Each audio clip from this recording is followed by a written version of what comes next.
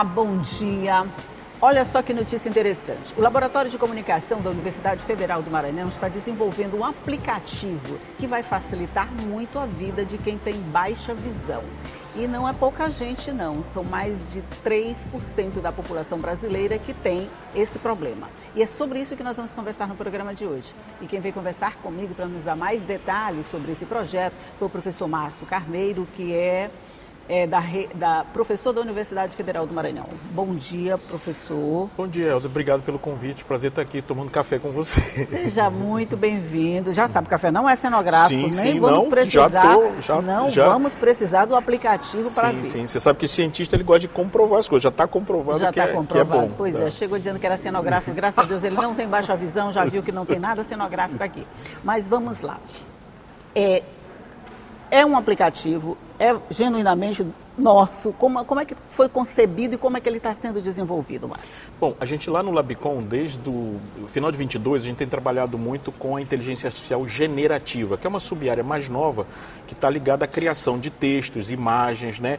E esse aplicativo, ele usa justamente alguns recursos dessa área, ou seja, ele faz o reconhecimento de uma imagem que a sua câmera do celular tira, gera uma descrição em texto dessa imagem e depois converte isso para um áudio que a pessoa que tem baixa visão vai poder escutar, né? Então, assim, a ideia é justamente oferecer para essas pessoas um assistente para determinadas situações. Está num ambiente ou está, por exemplo, no supermercado e não consegue ler direito o rótulo, entendi. Então você pode ter esse tipo de auxílio, é um assistente, né? Então, pelo que eu entendi, ele não é para pessoas cegas, ele é para quem tem alguma visão em um nível qualquer e que consegue ver vultos, assim, por exemplo. Eu olho essa mesa aqui, como você fez ainda agora, que eu fiquei impressionada.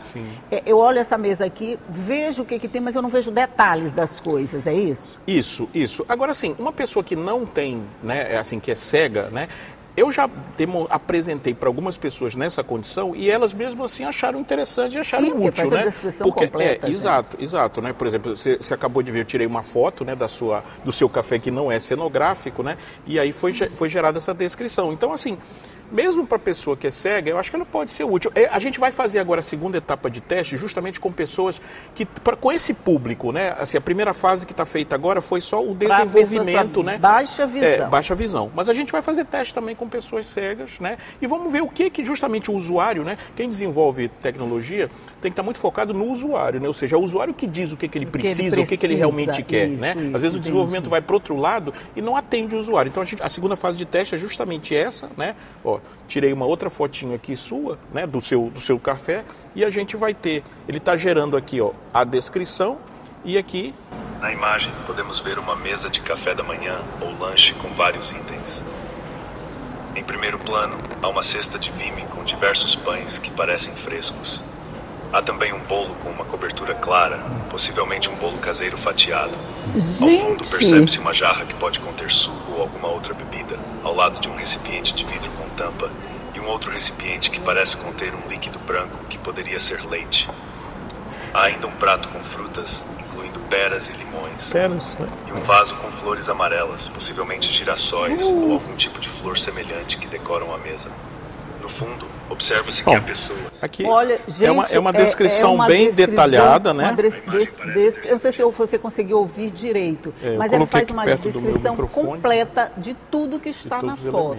Se a pessoa olhar a foto, só conseguir ver o geral, não conseguiu ver os detalhes. Por exemplo, a florzinha amarela, o vaso com a florzinha amarela, o bolo, que não é nem de chocolate e nem só de trigo, ele mostra, ele diz o que ele vai dizer né? Tudo.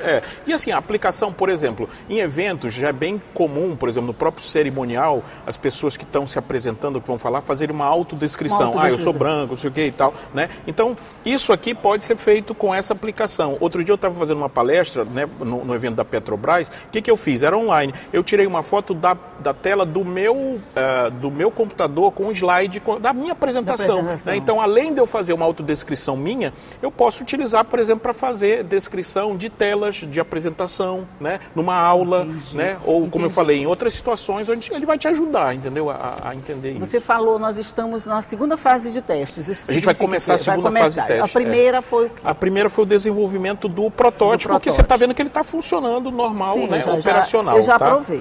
Exato, pronto. Né? A segunda fase agora são testes com pessoas que têm essa condição de baixa visão.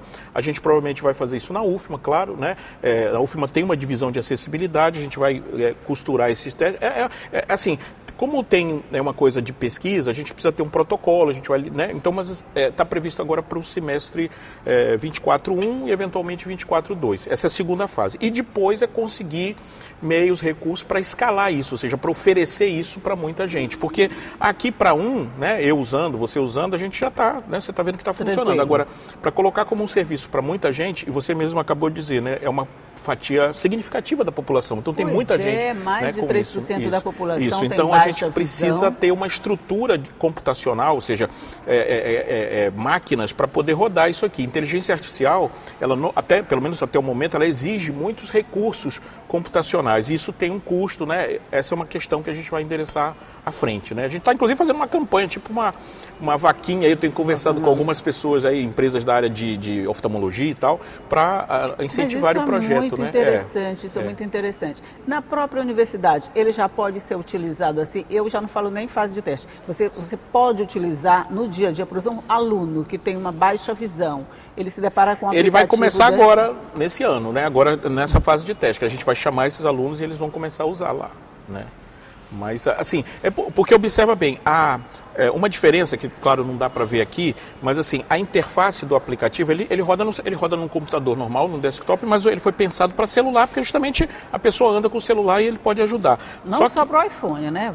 Não, o meu Android, não tem problema. Vamos segmentar, não, ele vai rodar nos dois, porque ele está na web, é como se fosse uma página da internet, se você acessa, funciona. Mas, assim, a interface dele também tem que ser melhorada, porque a pessoa que tem baixa visão, ela não pode também trabalhar com esses botõezinhos muito pequenos. Então a gente vai fazer uma adaptação, mas justamente essa fase de teste vai nos ajudar a desenhar uma nova interface para o usuário que tem baixa visão, porque aqui do jeito que está hoje, né, eu estou operando, mas assim, uma pessoa de baixa visão teria um pouco mais de dificuldade. O que a gente vai incluir aqui, que não tem ainda, são os comandos de voz, né? Eu chegar e dizer câmera, foto.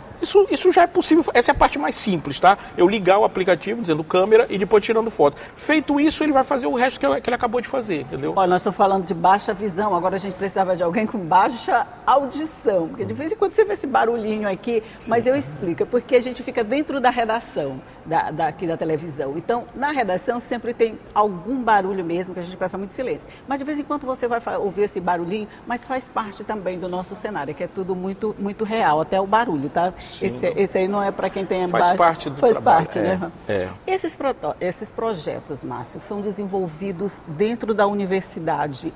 Os alunos participam, como é que é a interação para o desenvolvimento de projetos desses e a inclusão de alunos para participar disso? Bom, o Labicom, Laboratório de Convergência de Mídias, ele tem associado a ele um grupo de pesquisa do CNPq, né, chamado TecND. Esse grupo, ele reúne hoje, né, bolsistas de PIBIC, ou seja, são bolsistas de iniciação científica da graduação e meus orientandos do mestrado, tá? Eu sou professor do programa de mestrado da UFMA, profissional, né, coordeno o programa, estou coordenador, né? Tá bom. E a gente tem, explicar isso. Ele é coordenador do programa de pós-graduação em comunicação da UFMA. É um mestrado profissional, né? Ou seja, a gente tem lá o objetivo sempre de olhar para problemas reais, buscar inovação, buscar soluções de problemas reais, né? A gente, claro, precisa da teoria, mas com a teoria a gente tenta transbordar para o mundo real, trazendo aplicações, né, que tenham utilização, né, efetiva. E é sempre assim, buscando esses problemas que parecem ser corriqueiros, que parecem ser banais no dia a dia, mas que atingem muito profundamente a vida das pessoas que passam por ele. Sim. É o próprio conceito de inovação. Às vezes as pessoas pensam que inovação é aquela coisa que não existe, esse é um tipo muito raro de inovação, né, que é disruptiva, mas 99% da inovação do mundo ela é incremental, ou seja, são pequenas pequenas melhorias, ajustes, reconfigurações, né? E que às vezes resolvem os problemas de muitas pessoas, né? Então, assim, a gente tá, isso aqui é inteligência artificial, é ciência de ponta, mas resolvendo uma coisa simples e o que a gente quer efetivamente é impactar a vida das pessoas, né? Positivamente, usando ciência, usando tecnologia e o conhecimento que a gente desenvolve na universidade. Ok, vamos já falar sobre essa tal desta inteligência artificial. É um minutinho só, a gente vai só tomar uma água, não deixa nem ele tomar água, nem tomar café, mas ele vai já fazer isso. Nós vamos por esse intervalo e a gente volta já já. Só um minuto.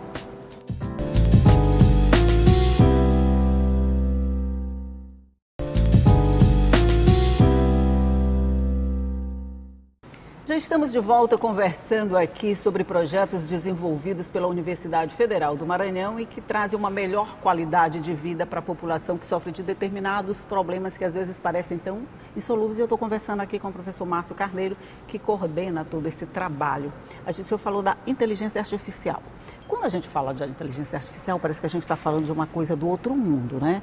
Isso é uma coisa muito inacessível, isso é uma coisa só para a gente que está trabalhando com tecnologia de ponta, essa coisa toda. Mas ela pode muito bem e ser aplicada bastante, não sei se eu vou falar uma besteirinha, bastante bem, no nosso dia a dia e melhorar essa qualidade de vida, né? Ela pode não, ela já é utilizada. Por exemplo, né, você, telespectador, você provavelmente tem uma conta de e-mail e nessa conta de e-mail tem uma caixa de spam, né, que separa aquelas publicidades que você não quer, né? A caixa de spam, ela funciona com um algoritmo de inteligência artificial, de machine learning, chamado algoritmo de detecção. É isso que ele faz, ele é treinado para detectar spam e separar para que você não veja.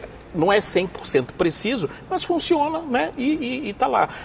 Quando você está fazendo uma compra num e-commerce ou quando está consumindo vídeo numa plataforma de streaming, por exemplo, você normalmente vai ver algum tipo de recomendação, né? Ou seja, baseado no seu histórico de consumo, a plataforma vai começar a recomendar para você. Isso é inteligência artificial, machine learning, aprendizado de máquina, um algoritmo de recomendação. Aprende não com dados, por exemplo, como a caixa de e-mail aprendeu, mas com seus próprios dados que as plataformas coletam de todo mundo, gostemos ou não, né? Esses dados treinam esses aplicativos, esses algoritmos. Então, assim, a inteligência artificial é uma área de conhecimento que tem mais de 50 anos, é bom saber disso. Agora, ela está na moda hoje, ela tem muita... hoje a gente fala muito... de uma sub-área chamada inteligência artificial generativa. Essa é uma novidade, né? E ela veio justamente para popularizar o uso, porque antigamente era uma coisa meio de nicho mesmo, né? Do pessoal da ciência da computação, dos matemáticos e tal. Precisava fazer o curso inteiro para você... Hoje em dia você tem ferramentas, né? Tem uma bastante conhecida, ChatGPT, mas existem várias outras, né? Que você, na realidade, você interage com ela escrevendo, com texto, né? É um prompt que a gente chama, né? Ou seja, você pede uma coisa para ele em texto e ele pode te devolver um outro texto ou uma imagem ou até um vídeo em movimento, né? Que já tem coisas, né? Síntese de voz. Esse aplicativo aqui que eu mostrei, ele usa dois algoritmos. Um que pega uma imagem e gera uma descrição, identifica elementos, né? E gera um texto. E um outro que pega esse texto e faz uma síntese de voz, que é o que a gente escuta, né? São dois modelos aqui operando só nessa aplicação, entendeu? Mas assim, a IAG, assim, o que difere dela? Ela tenta simular a própria criatividade humana. Isso gera muita polêmica, tem questões éticas, questões de direitos autorais, né? As pessoas, a gente tem um estudo sobre empregabilidade, que é um tema assim, né? A inteligência artificial vai tomar meu emprego, não sei o quê. Né? Todo mundo. Pois é, né? Mas eu sempre digo... Imaginou sentar um robôzinho aqui para entrevistar Não, inclusive assim, eu queria lhe dizer assim, que o professor Márcio está dormindo em casa. Eu sou... Não, já que você já acordando disso... É o avatar dele que está aqui hoje. Meu rosto não está legal, vou botar lá minha bonequinha, meu avatar sentar ali fazendo... A gente vai chegar nisso, mas assim, o importante eu sempre digo para os meus alunos, o cenário mais fácil não é você perder seu emprego para um robô, é você perder seu emprego para um humano que sabe utilizar o robô. A tecnologia, ela sempre impacta a sociedade, não tem como. Mas assim, o mais importante é pensar em atualização profissional, requalificação profissional. Toda profissão, jornalista, médico, juiz, qualquer um, pela produção de conhecimento que a gente tem hoje, que é muito volumosa, todo mundo precisa se atualizar, todo mundo precisa continuar estudando. Então, a chegada da inteligência artificial, nesse momento, para mim, ela desperta essa necessidade de atualização, né? Ou seja, como é que eu incorporo essas ferramentas no meu processo de produção? O jornalismo, desde o início, ele se apropriou de todas as tecnologias que apareceram, né? Desde a máquina de impressão, né? Eu trabalhei numa redação com telex, com fax, com máquina manual, máquina de escrever, todas essas tecnologias foram...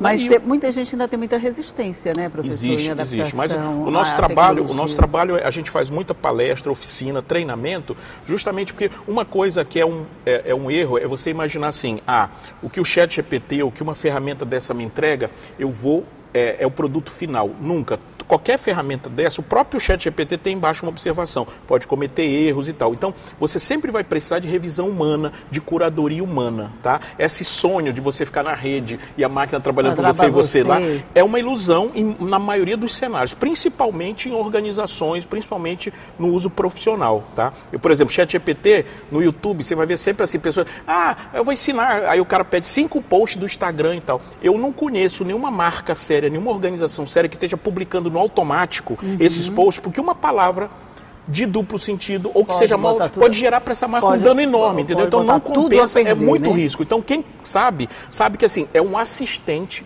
vai te ajudar, mas você não, eu digo nas oficinas, é um excelente assistente. Você não tem assistente? Sim. Tá? Mas você deixa ele fazer tudo por você, entrega tudo para ele? Não, né? Ele é assistente, ele te ajuda, né? Mas você revisa, você tá. Então é a mesma relação. Mas minha produção é tão competente, Nenê, porque eu já posso até deixar. Mas você está aqui, né? A sua produção, né? A sua produção não está aqui conversando comigo. Então vai ter uma hora que você vai ter que entrar. Eu vou ter que entrar de qualquer forma. É isso. Né? Mas eu acho que a gente passou mais a falar assim sobre os efeitos da inteligência artificial quando ela passou. Nosso café está frio. Quando ela passou a ser usada de forma, vamos dizer, inadequada. Sim. A gente teve muitos processos onde se falou dessa relação da inteligência artificial com o resultado que pode ser alterado por conta da inteligência artificial. Isso a gente está dando um uso negativo. Sim. Eu acho que por conta desse uso negativo da inteligência artificial, passou a se gerar essa... Chega um pouquinho mais para lá, não encosta muito. Sim.